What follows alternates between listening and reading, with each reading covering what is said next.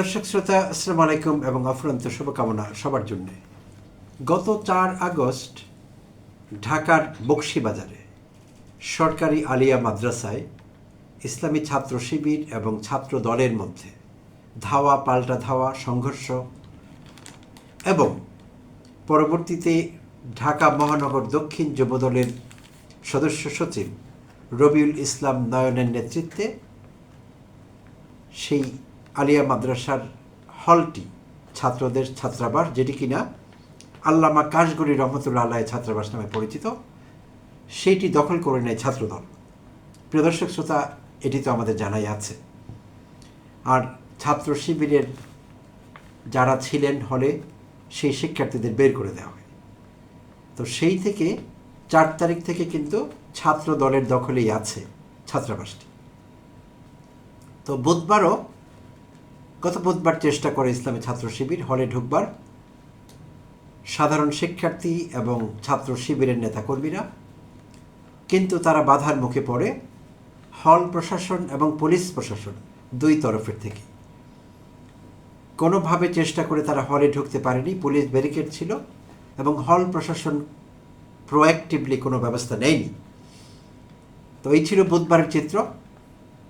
আর আজ শনিবার আবার চেষ্টা করে তারা দুপুর 12:30 থেকে 2:30 পর্যন্ত এই 2 ঘন্টা এক ধরনের টাগ ও বোর চলে সেখানে বকশীবাজারের আলিয়া মাদ্রাসার সেই হলটির সামনে।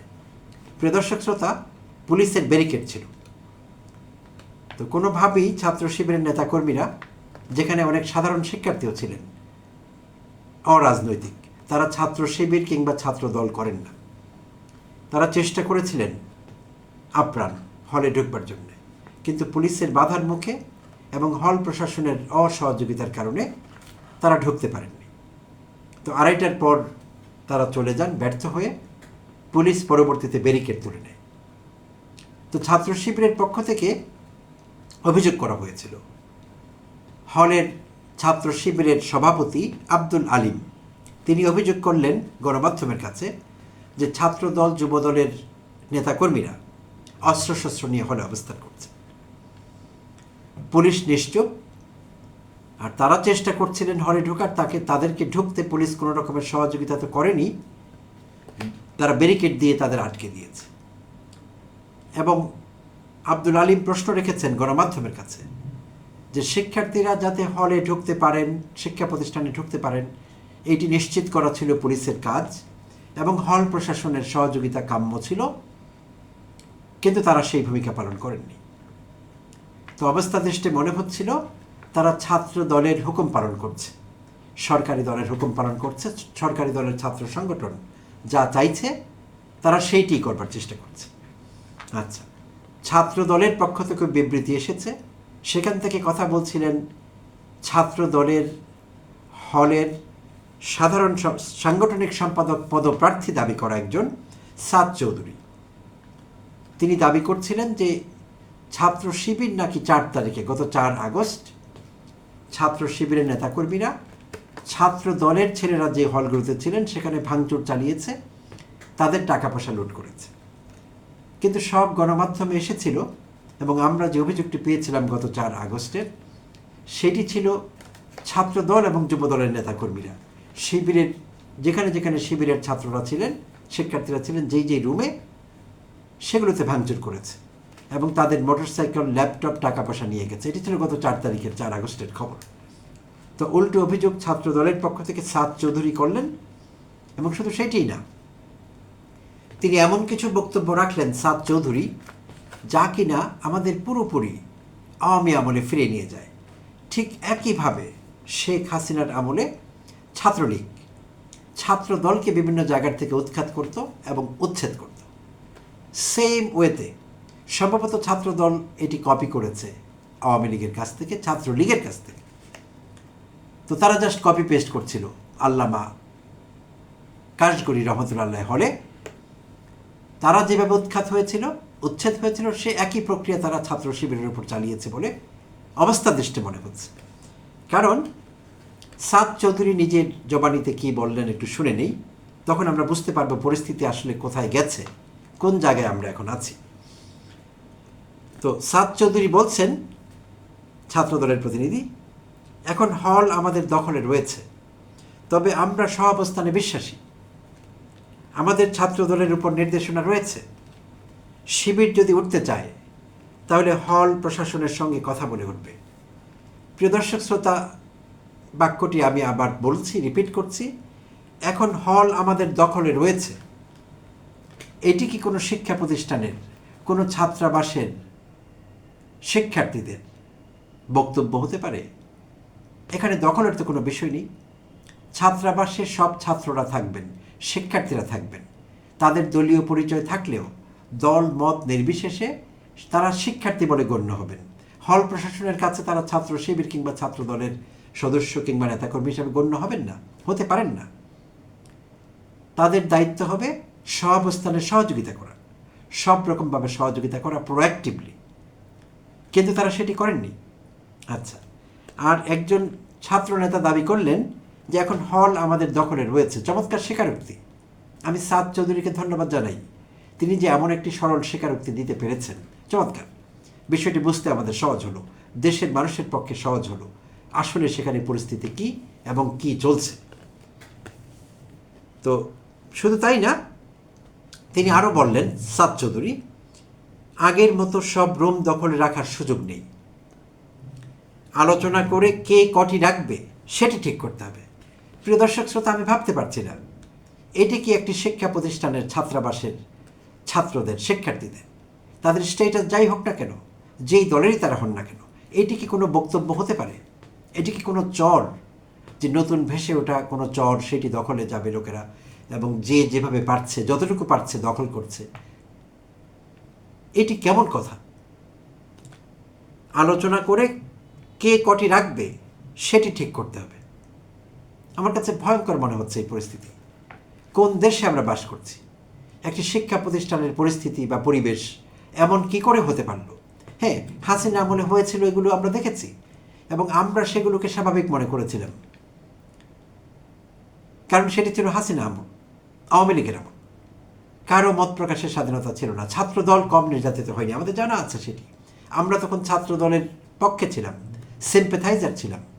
সেই ছাত্রদল যারা আওয়ামী আমলে নির্যাতিত হয়েছিল ছাত্রলীগের দ্বারা, চরমভাবে নির্যাতিত, উৎখাত, উচ্ছেদ হয়েছিল তারা, তো সেই ছাত্রদল এখন আবার দখলদারের ভূমিকা অবতীর্ণ হয়েছে অল্প কিছু সময়ের ব্যবধানে। ভাবা যাচ্ছে না বিষয়টি। আচ্ছা, তো এখন গণমাধ্যমের পক্ষ থেকে বিশেষভাবে প্রথম আলোর রিপোর্টার প্রশ্ন করেছিলেন হল প্রভোস্ট জনাব মোস্তফা কামালকে, যে হলে এখন কারা রয়েছেন। তো মোস্তফা কামাল, যিনি প্রভোস্ট, যথেষ্ট দায়িত্বশীল ব্যক্তি এবং ল অ্যান্ড অর্ডার সিচুয়েশন সেখানে রক্ষা করবার যথেষ্টই তার দায়িত্ব আছে। তো তিনি বললেন এ বিষয়ে তিনি কিছু জানেন না এবং কথা বলতে পারবেন না। হল প্রভোস্ট দাবি করলেন তিনি কথা বলতে পারবেন না। তিনি সহকারী অধ্যক্ষের কথা বললেন যে এই বিষয়ে সহকারী অধ্যক্ষের জানা আছে, তিনি হয়তো কথা বলতে পারবেন। আচ্ছা, এখন সহকারী অধ্যক্ষকে ফোনে যোগাযোগ করা হলো। প্রথম আলো রিপোর্টার তাকে ফোন করলেন।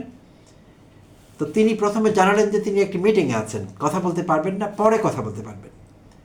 দীর্ঘ সময় বিরতিতে প্রথম আলো রিপোর্টার তাকে আবার ফোন করেন, একবার না অসংখ্যবার তাকে ফোন করা হয়, রিপিটেডলি, কিন্তু তিনি ফোন ধরেননি। তো বিষয়টি পরিষ্কার, সহকারী অধ্যক্ষের নাম ছিল আশরাফুল কবির। তো জনাব আশরাফুল কবির আর ফোনই ধরেননি। প্রিয় দর্শক শ্রোতা, এই সিনারিওগুলো আমাদের কাছে খুব পরিচিত। আমরা অনেক বছর থেকে এগুলো জানি, এগুলো চিনি, কারণ আসলে সহকারী অধ্যক্ষ আশরাফুল কবিরের বলবার মতো কোনো কথাই ছিল না। কারণ ছাত্রদল সেখানে যা চাইছে এর বাইরে তাদের যাবার কি সহকারী অধ্যক্ষ কি অধ্যক্ষ। আর প্রিয় দর্শক শ্রোতা, নিশ্চয়ই আমাদের মনে আছে 4 আগস্ট ছাত্রদল এবং যুবদলের নেতাকর্মীরা তারা কিন্তু অধ্যক্ষকে শারীরিকভাবে নির্যাতন করেছে। 4 আগস্ট, যেদিন তারা এই হলটি দখল করে নেয়, এবং সেই সব কর্মকাণ্ডের নেতৃত্ব দিচ্ছিলেন ঢাকা মহানগর দক্ষিণের সদস্য সচিব রবিউল ইসলাম নয়ন, এবং লাঠি হাতে নয়নের ছবি কিন্তু আমরা দেখেছি, সব গণমাধ্যম সয়লাভ ছিল সেসব ছবিতে। তো ভালো নেতৃত্বই নয়ন দিয়েছিলেন সেদিন। আমি সেদিন অন্য একটি এপিসোডে বলেছিলাম যে নয়নের মন্ত্রিত্ব বোধহয় পাকা হয়ে গেল। এই সরকারের এই আমলেই নয়ন কোনো একটি মন্ত্রণালয় পাচ্ছেন এবং সম্ভবত ক্যাবিনেট মিনিস্টার হবেন, কারণ নয়নের যে গতিশীল নেতৃত্ব আমরা দেখলাম লাঠি হাতে, চমৎকার, প্রশংসা না করে পারা যায় না। তো যাই হোক, তো পরিস্থিতি এখন এই জায়গায় আছে। কখনোই বিশ্বাস করিনি, ভাবতেই পারিনি যে গণঅভ্যুত্থান পরবর্তী বাংলাদেশে সরকারের বয়স মাত্র 5 মাস 6 মাস, এই সময়ের মধ্যে বিএনপির ছাত্র সংগঠন, ছাত্রদল, যুবদলের সহযোগিতায় তারা যেভাবে হল দখল, বিশ্ববিদ্যালয় দখল, যা কিছু তারা শুরু করেছে, অবিশ্বাস্য। শেখ হাসিনার কিন্তু অনেক সময় লেগেছিল। শুরুতেই তারা এটি করেননি, সরকার এসেই তারা এসব করেননি, অনেক সময় লেগেছিল, আস্তে আস্তে করেছেন তারা। কিন্তু 5 মাস 6 মাসের মধ্যে ছাত্রদল আমাদের যা করে দেখানো, তাদের এই যোগ্যতায়, দক্ষতায় মুগ্ধ না হয়ে কোনো উপায় নেই। এরাই একসময় মজলুম ছিলেন, এরাই নির্যাতিত হয়েছিলেন। কি করে এরা ভুলে গেলেন যে একই কাজ আমাদেরও করা চলবে না? এইসব কাজ করবার কারণেই হাসিনাকে জয় বাংলা হতে হয়েছিল। সেই একই কাজ তারাও করছেন এখন, নিজেরাই শুধু করছেন না, অন্য সহযোগী সংগঠনের সহযোগিতা নিচ্ছেন। যেখানেই ছাত্রদল সেখানেই যুবদল, অর্থাৎ একে অপরের পরিপূরক হিসেবে কাজ করছেন তারা, এবং কোনো ভালো কাজ না, দখলদারিত্বের কাজ। সুপ্রিয় দর্শক শ্রোতা, কী ভাবছেন এই বিষয়ে নিশ্চয়ই আপনাদের মতামত কমেন্টে জানাবেন। আর বিষয়টি সহজভাবে দেখবার কোনো উপায় নেই। ইতিমধ্যে আমরা জানি বরিশাল বিশ্ববিদ্যালয়ে একই কাজ হয়েছে, সেখানে ছাত্র শিবিরের উপর হামলা হয়েছে, তাদেরকে বলতে গেলে এরিয়া থেকে বিতাড়িত করেছে। আর জগন্নাথ বিশ্ববিদ্যালয়ে যা ঘটেছে সেটি তো আমরা জানি, সেখানে সাংবাদিক, শিক্ষকদের উপর হামলা হয়েছিল। শুধু ছাত্র শিবিরের উপর হামলা হয়নি, সেখানে শুধু ইনকিলাব মঞ্চের নেতাকর্মীর উপর হামলা হয়নি, সাধারণ শিক্ষার্থীদের উপর হামলা হয়েছে, শিক্ষকদের উপর হামলা হয়েছে, সাংবাদিকদের উপর হামলা হয়েছে। তো ঢাকা কলেজে একই বিষয় ঘটেছে, ছাত্র শিবিরের উপর হামলা হয়েছে। তারা প্রোগ্রাম করবার চেষ্টা করছিল, জুলাই উপলক্ষে তারা পোস্টার লাগাচ্ছিল দেয়ালে, সেখানে তাদের উপর হামলা হয়েছে। তো এই সংখ্যা বেড়েই চলেছে, হামলা, সংঘর্ষ। আর এইটি যদি বেড়েই চলে, নিয়ন্ত্রণহীনভাবে এগিয়ে চলে, তাহলে আগামী দিনে শিক্ষা প্রতিষ্ঠানগুলো কোন পরিস্থিতি মোকাবেলা করবে, পরিস্থিতি কোথায় যাবে, এইটি আমরা আসলে ধারণাও করতে পারছি না, আগাম প্রেডিক্ট করা সম্ভব হচ্ছে না। বাট যথেষ্ট আশঙ্কা তৈরি করে এই বিষয়গুলো। দেশের মানুষ কিন্তু সব কিছু দেখছেন, তারা পরিস্থিতি পর্যবেক্ষণ করছেন, এবং বিএনপি নেতাকর্মীরা, বিএনপি, ছাত্রদল, যুবদলের সবাই এরকম, আমরা সেটি বলি না। তো তাদের মধ্যে যারা আছেন গণতন্ত্র মনা, যারা সহিংসতা, সন্ত্রাস, হামলা, সংঘর্ষ এইসব এড়িয়ে চলেন, তাদের জন্য অস্বস্তির কারণ হয়েছে। তারা চাইছেন যে ছাত্রদল এটি না করুক, অনেকে শঙ্কা প্রকাশ করছেন। তো বিষয়টি খুবই দুঃখজনক, এবং অ্যাট দ্য সেম টাইম বিএনপির জন্য আগামী দিনে ছাত্র দলের জন্য কি অপেক্ষা করছে। ছাত্রলীগের সোনার ছেলেরা শেখ হাসিনার জন্য চমৎকার কাজ করছিলেন একসময়, শেখ হাসিনা তেমনটি মনে করতেন। ওবায়দুল কাদের নির্দেশ দিয়েছিলেন, ওদের মারো না কেন, মারো। সাদ্দামকে বলছিলেন, ছাত্রলীগ নেতা সাদ্দামকে ওবায়দুল কাদের প্রতিপক্ষের কথা বলছিলেন। ছাত্রদল, শিবির, যারা একসময় সহযোদ্ধা ছিলেন এবং নির্যাতিত ছিলেন, তাদেরকে মারবার জন্য ওবায়দুল কাদের নির্দেশ দিচ্ছিলেন, এবং ছাত্রলীগ দক্ষতার সঙ্গে সেই কাজটি করছিল তখন। তো একই দক্ষতা ছাত্রদল এখন অর্জন করেছে।